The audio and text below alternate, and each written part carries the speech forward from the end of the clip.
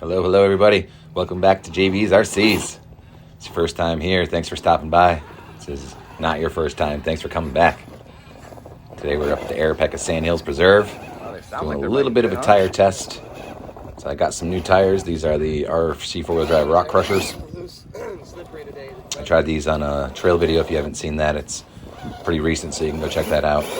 I did some trailing and some mudding with it. They worked really good, even a little bit of sand. But I didn't get to try any rocks, so we're trying them on some rocks today. Not as fantastic as I thought they were going to be. The foams definitely were a little stiff as well. These rims that I have, the 2.2 metal beadlocks, they're a little bit narrow for these tires, I think, and it was squishing the foam up a little more and making them a little more stiff than they should be.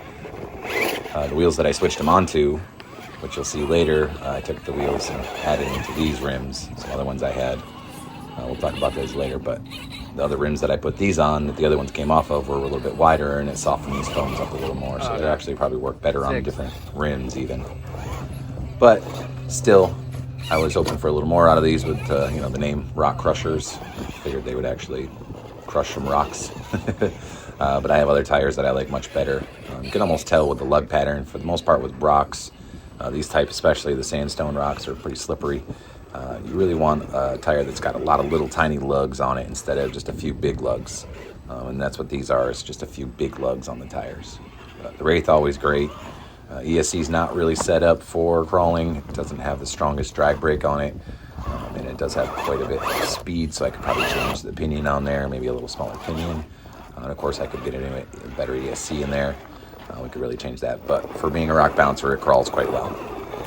Of course, later on in the video, when we change the tires out, we're going to have the same rims, same truck, everything exactly the same. The only thing that's going to change is the tires and the foams. We're going to put some 2.2 rock beasts on there, full rock beasts, and they are going to have the Crawler Innovations dual stage 2.2 foams with the outer foam removed, so it's just the inner and the two outers instead of the 3 layers of outer. One good thing about those foams, I think I'm going to switch the rim. Use them before the Crawler Innovations. The outer softer foam is actually cut into 3 pieces for you.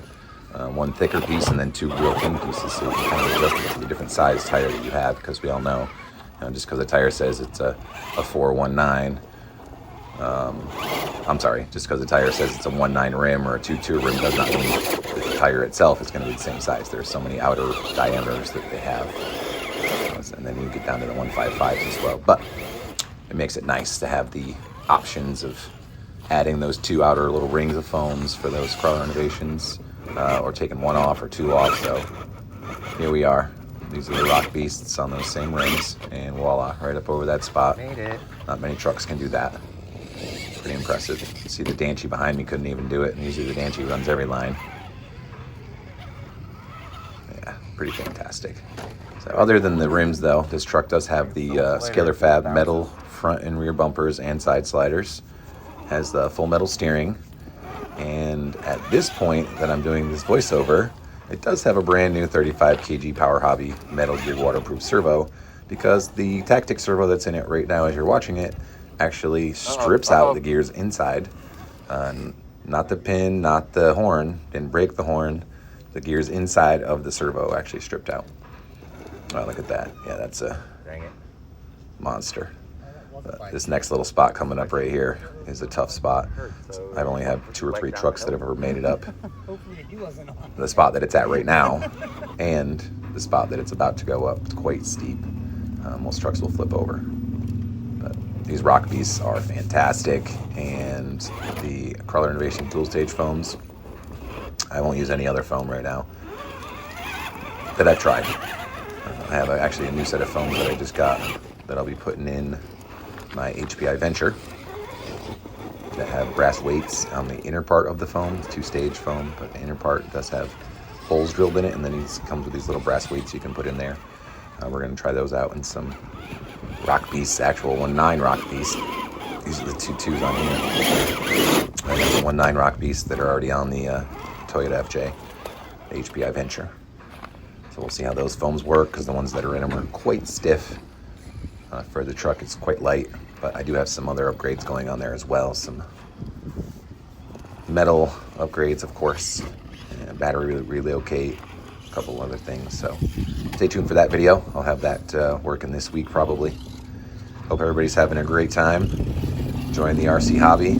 I hope you enjoy the rest of the video. Get out there and have some fun.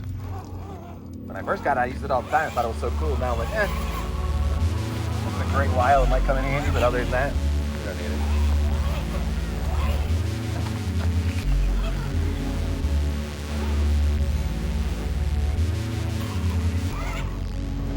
Love that shit.